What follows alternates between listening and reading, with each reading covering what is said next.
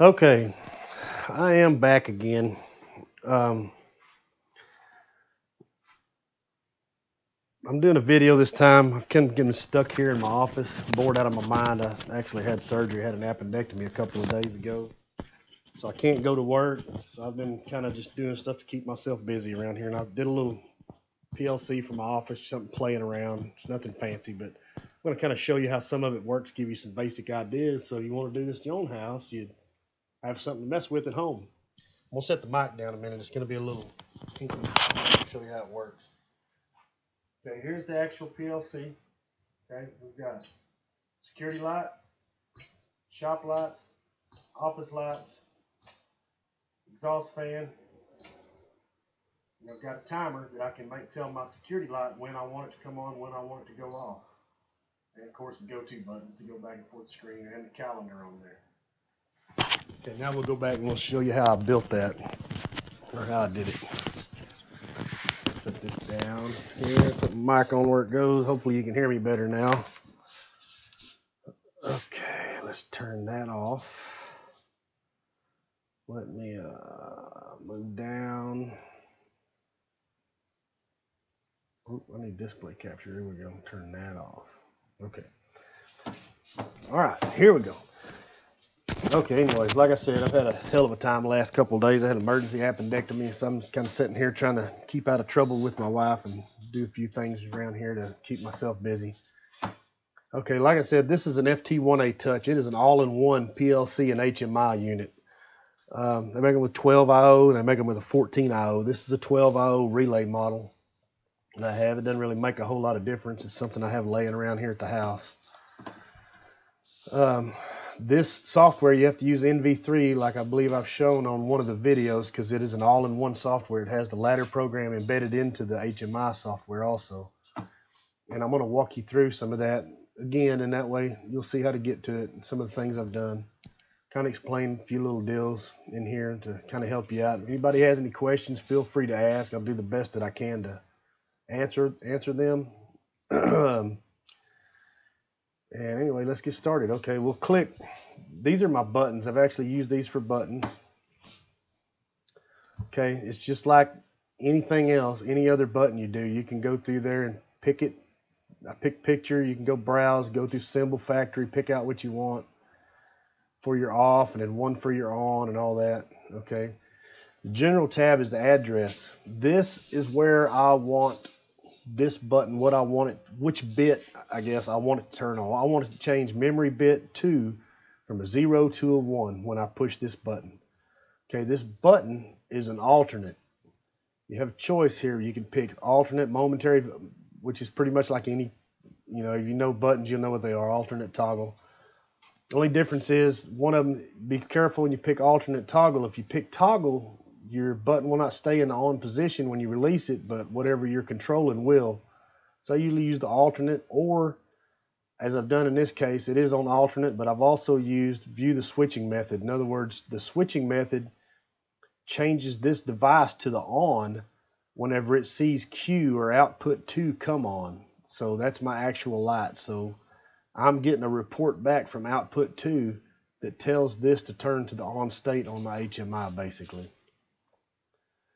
Let's see what else I can go through on here. There's the views. We've already done that. I mean, we already went through some of the colors, the sizes, if you want to match up sizes for different ones. I didn't put any registration text on here. You can put text. Trigger conditions. This is if you want the button to be invisible and pop up if something happens. That's not what I have it. And comment if you want to put a description, like if I wanted to put security lights, something. Okay, I just later on down the line it's beneficial if I want to know what it does, I guess. Okay, same thing here. This is the same kind of deal. This is a same kind of button, just went right on down the line. This one reports back from Q0, tells this to go to the on state on the HMI, but it's actually turning memory bit 0001 from a 0 to a 1 when you push it. When you push it again, it turns it back to a 0. 0 is off, 1 is on. That's binary. 0 off, 1 is on.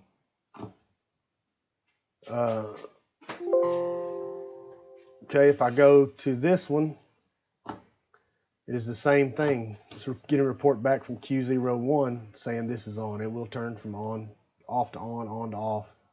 It takes control of memory bit 3. Those are all duplicate. I'm not going to go through everything in them because they're all the same. This is for my fan. This looks like a picture, but I'm actually using this picture as a button. You can go through Symbol Factory, anything in there. They have different lists for buttons and pictures and indicator lights, but in all reality, you can use anything in there as a button if you want to, and you can change the colors of it to where a motor turns from gray to green when it's running, or gray to red, or green to red, whatever you want to do. You can make this fan change from gray to green when it's running. You can use anything in that Symbol Factory for a button.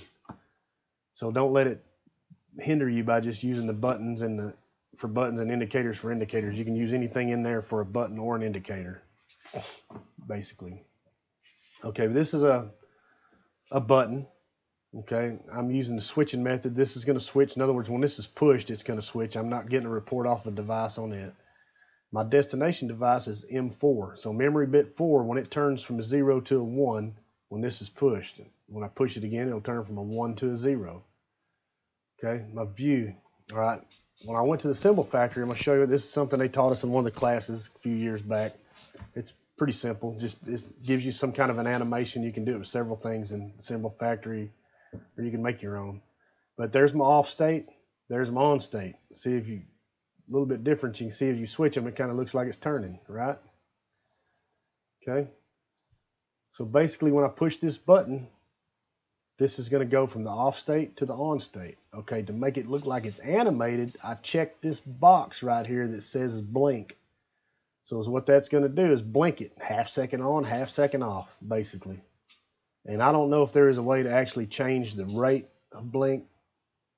As far as I know, it's set as half second on, half second off. I think it somehow uses the internal clock to do it.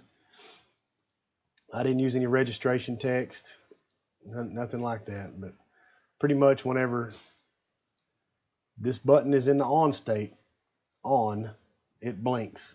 It blinks from, makes it look like the fan's turning, okay? Some stuff I've shown you before, you can go through there and hold your shift key and pick multiple things. If you want to pick one, go to format, you can look at your size, pick another one, make sure your sizes are matching. Here's your where they're at actually on the HMI display, so you can line them up. You know, as far as your, see, like that one is a little bit off. See, those are at 51. That one right there, for some reason, is at 50. So if we want it to be exact, we go 51. All right, sizes 30 to 50, 30 to 50, 30 to 50. You know, 50 to 50. It's how you can, another way you can line things up. Plus, there's alignment tools over here too. Front, you know, bring it to the front, send it to the back, and you know, you can line things up when you pick multiples. Like, see, now it lights up these alignment tools where you can line center and all that stuff. I'm not going to mess with none of that. Okay. Now we'll go to the ladder diagram, and I'm going to show you some things on it. So online, or view, I'm sorry, click on the little, looks like a normally open contact. It's control function. Just click it once. It'll open up the ladder program. Okay, here's our ladder program. So now you'll see the same thing. Let me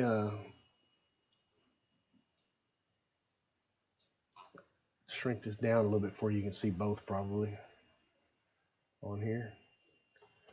Okay, so if you go, well, it ain't gonna let me do it that way. Let's see.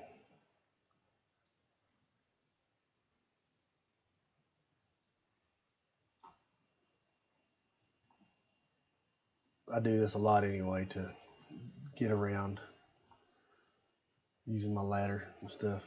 Anyway, we'll get them side by side somewhat where you can tell. Hopefully this all turns out good on the video. Okay, shop lights. Well, we'll start with this one. This was set with my security light. So that's M02, okay? Security lights.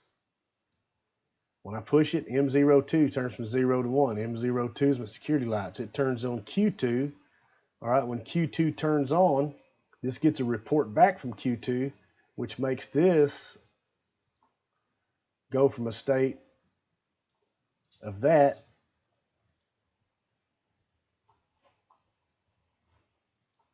I don't know why this don't work very well like that, but it'll go from a state of on to off, basically.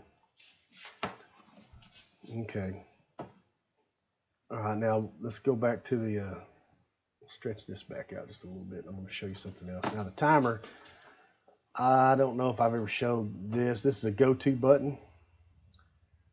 All right, to get to one of these, you go up here, home, go to buttons, go to screen button, and you can change it, manipulate it any way you want to, and this takes you to a screen. I'm just going to draw one out here in the middle of nowhere. Okay. See, this tells you what I want it to switch to a base screen. When I push that button, I want it to go to screen number 1, screen number 2, or screen number 3, or screen number 4, or whatever. Okay, and that takes you to that screen, and you can change the view of it. You can change the registration text on it, all the same old stuff. All right, we're going to cancel because I don't want to put that there. Anyways, that's a go-to button. All right, and then you just set up another screen like I'd set up the screen here for my timers, or actually for my time. This is my clock. You know, and it's to set up a screen. It's just new.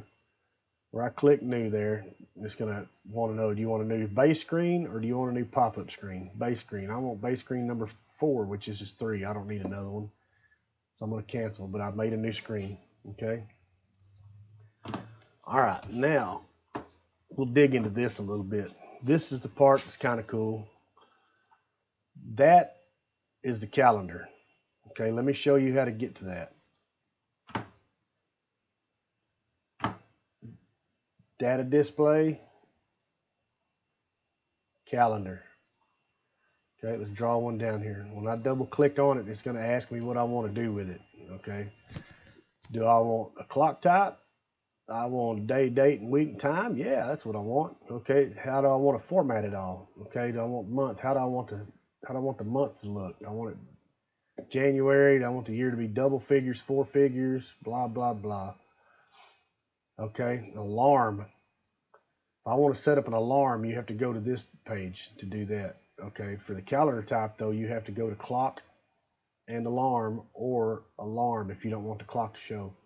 Clock and alarm, and when you do that, it's going to open up this page, and you can pick your hour and your minutes. You can make it come on at certain days, certain months only, certain days of the week only, certain days of the month only, certain seconds. You have an off time, you check that. It allows you to pick an off time to turn that bit off.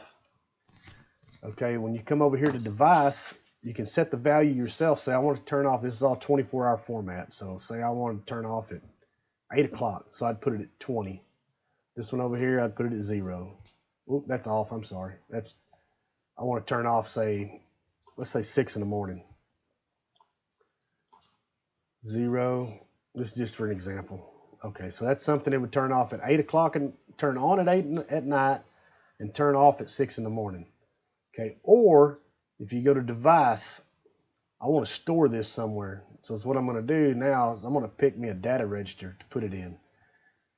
So I'm going to pull, or not putting it in, I'm going to pull that information, my time and seconds or whatever, or my day and date from a data register somewhere. Okay. I hope that makes sense. If you have questions about it, just holler and I'll do the best I can. You know, you want to change, I always do my data registers by 2s. Just because sometimes you get into double words and stuff, and I'm not smart enough to remember not to do it, not to overlap them, so I just go ahead and do it in 2s. Okay, so I'd have like that possibly. Okay, I've already got this done up here, so I'm going to cancel out of that, and I'm going to delete that. Okay, here's mine. This is how I have it set up, just so you'll see how I have it set up. Okay, I have clock and alarm. My clock type, I want to show the date, the day of the week, and the time. So there's the date, day of the week, and the time. Okay, my date is month, day, year, year. I have 4 figures, 2019. There's 4 numbers in there for the year. The month is set up as 1, 2, 3. Okay. Instead of January, February. You know, if I wanted to pick that, I can make it. I'll show you. It'll do it. And hour, minute, second. Okay. See, it changed it to the May. If you wanted to do that, you don't have to. This is optional stuff you can do. Okay, for my alarm over here, see, I did exactly what I was talking about. I have a data register because I have a page up here that I can set it myself as the time changes, and I decide I want to turn my light off at 7 in the morning. Maybe it's daylight at 6:45, and I want to turn it off at 7. I can come in there and change it. Okay, so this is where I set that up. In other words, it's pulling these times from data registers where I'm storing it from another. I'll show you when I'm storing it from this numerical input over here. Okay, the report device is M00. In other words, when this alarm turns on and off, it's turning on this bit right here, M0, which turns on my security light. When this light alarm goes off, it turns off this bit, which turns off my security light. Okay, now if I leave my security light on at the keypad over there, then it's going to stay on all the time because this is what's called an OR. In other words, either this one has to be on or that one has to be on. And there's ways around that we might get into later or something. You can, but I mean, I do sets and resets when I want to change something to where it overrides by a switch and it bypasses the switch and turns it off anyways. I just make it do a set and a reset through the timer. But anyhow, just make sure you pay attention to that. If you have something funky going on, it's not going off. It may be because you have a button on and you don't have it set up right. Like I say, I just threw this together. I didn't put a bunch of effort into it. But okay, view. View is just basic thing. That's where you can change the background color. The plate color is this black back here. You can change that to different colors. The flange, I don't have a flange on it, but if you were to pick a flange, you get different colors you can put on the flange. Formats, trigger conditions. Anyway, that's the gist of all of that. I'm going to show you how to go in there and do the data register now and how to do it. And there's something kind of funky about it that I really don't understand myself. I just know it works, and I'll show you what that is too. Okay, this is the page where I want to go. So basically, each one of these are numerical inputs. That's a numerical input, that's a numerical input, that's a numerical input. That right there in the center, I can't pick it, but that is just a text put in there, so I know it's 12:12. That's just text on time. Okay, I just put a generic border around the outside of it so I can segregate them basically. That is another go-to button that takes me back to my main page. Okay. All right, so let me show you what we did here. That's the first numerical input. First, let me show you how to get to the numerical inputs. All right, if you want to place a numerical input, you go right here, data displays, numerical input. Draw you a box, double click it, it opens up, gives you all of the stuff you can change everything in it you want to. Okay, we've already got one up here, so I'm going to show you how it's set up. This is the same thing. Okay, we'll start with the first page. Okay, this is numerical input, and I just named it hours, so I know it's for the hours. Okay. Something that I do not understand, and I'm not an engineer, and I do not know why. If you do not have this on hexadecimal, and you have it on decimal at binary 16 and 2 digits, it will not work. If you put it on hexadecimal, it pulls up a different data input for some reason. And I was going to call IDEC and kind of see why it's doing that. I'm sure it's something that I'm doing that I don't know about that it should work, but I have it on hexadecimal to make it work anyway. And basically, when you pull up when I push the 12, it pulls up 1, 2, 3, 4, 5, 6, 7, 8, 9, 0, and it's also got A, B, C, D, E, F because it's hexadecimal. But you don't use the alphabet; you're only using the numbers. Anyhow, that's the input method right here. This is where it's storing it at. So whatever I put in here on the HMI, it's dumping it into D1000 data register, or D0 data register 0. Like I said, that's where it is getting it from in the alarm to turn off and on. It's getting its time from there. Let's see, there's view, that's the plate color, just same as the other thing. There's your font color. The magnification is the thickness and the height of the font, how big they are. The 8:16 is the aspect ratio of the font. If you did a 16:16, it would be a real fat, wide, square font. Just play around with it, you'll see. You can align the text to the right like I did to kind of get it closer to the colon. I don't know, all this other stuff is just ranges. You can set a minimum range and a maximum range if you wanted to. So they couldn't pick anything over 23,